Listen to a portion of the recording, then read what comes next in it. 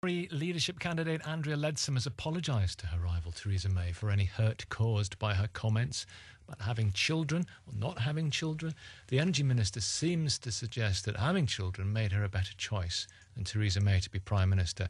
She says she's now apologised, but she still thinks her views were misrepresented. Therese Coffey, I do beg your pardon, Therese, is the Conservative MP for Suffolk Coastal, supporting Theresa May, but friends with Andrea Leadsom. How are you doing? Good morning. How is she doing? Have you spoken to Andrea? I haven't spoken to Andrea. I think it's probably best if she is left alone for a little while.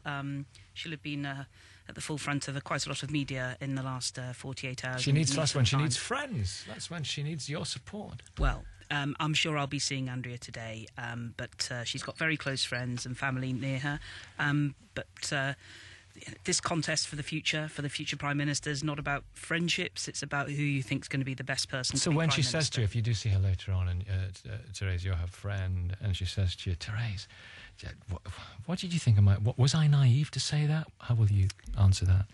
Well, I think Andrea has to be responsible for her own words, and it's a lesson that every politician learns at some time or another, and you can't always control what the sub-editors are going to put in as their headlines.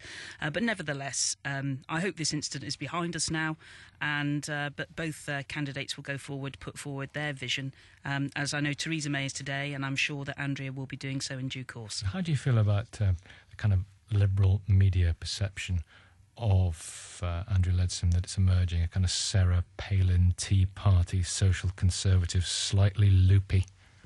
Well, that's not the Andrea Leadsom I know.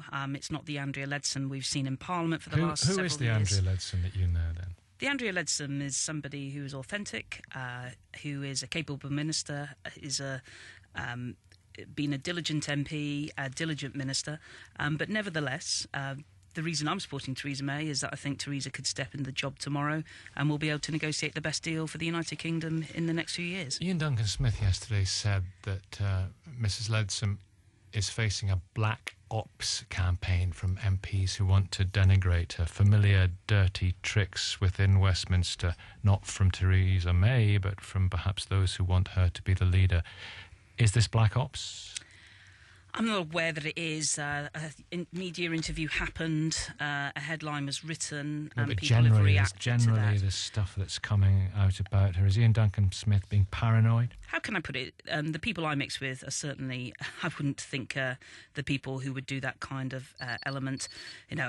It's up for Ian Duncan Smith to go further into detail. I'm not aware of it. I know that there's a lot of support for both candidates, and dare I say it, all these games, politics is about affecting people's daily lives, and we need to move on from whatever suggestions are being made and to focus on what each of our candidates is going to do for the United Kingdom, not only in the next 4 years, but hopefully in the next 9. Problem is, politicians such as yourself, they say, we need to move on from it being about games. We need to move on from the soap opera. But then the stuff that happens in Westminster involving politicians, and they're responsible for the fact that it's about games and it's about soap opera.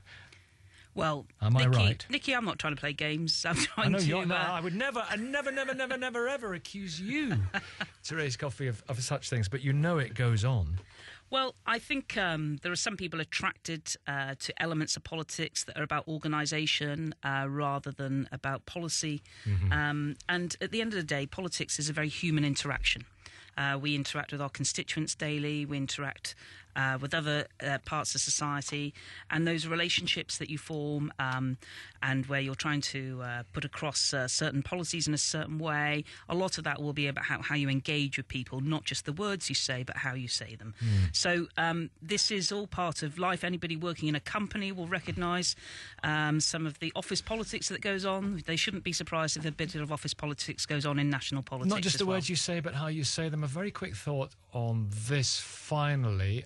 when she did say that having children meant she had a very real stake in Britain's future. We're getting quite a lot of texts from people saying, how dare she? I don't have children, and I believe I have a very real stake in Britain's future. What would you say to people who do not have children who've been offended? Quickly. I don't have children. I certainly am more interested in what the Prime Minister is going to do for every child in this country.